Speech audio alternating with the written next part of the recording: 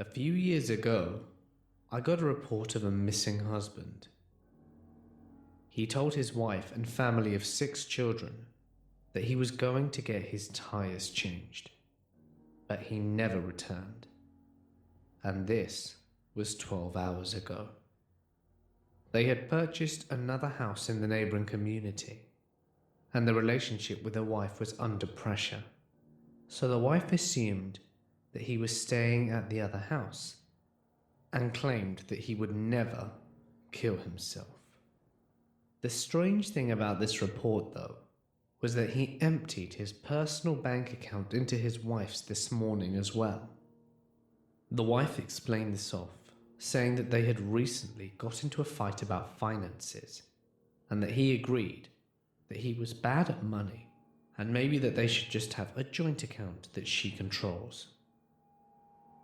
On a hunch, I asked his 14-year-old boy if there were any areas in the mountains nearby that his father enjoyed going to.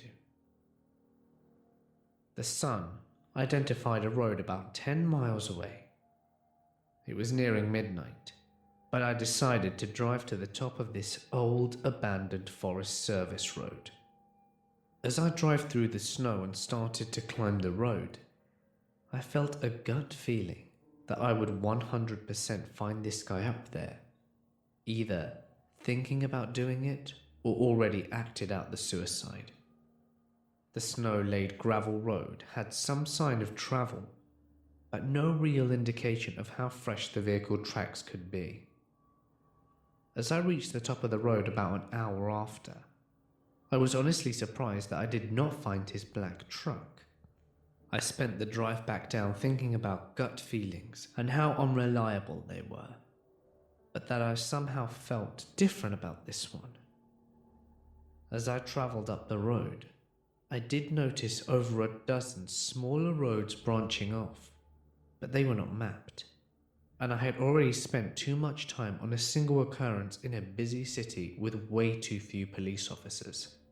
Nonetheless though, I decided to check a single of these secondary roads, and about 3/4 of the way down, I picked a road at random to check, and sure enough, my headlights lit up the back end of a black truck about 100 yards past the first corner. Even if I hadn't memorized the license plate beforehand, I wouldn't have had to run it. It was clearly his. I radioed that I'd found the truck, parked my vehicle, and travelled the 20 feet to his truck, with my heart beating like I was doing a sprint rather than a normal run. What I found inside was a mess of brains and blood, caused by a self-inflicted gunshot wound under the chin. I'll save you from the description. There was just something about this gut feeling whilst travelling this abandoned and quiet mountain road, followed by a sense of being tricked by the gut feeling, then finding out it was true by discovering such a gruesome scene. Having to wait 3 hours next to his truck waiting for body removal, and then to end it all by having to go to the family who is expecting good news to deliver to them the worst news possible. That makes me feel creeped out to this day.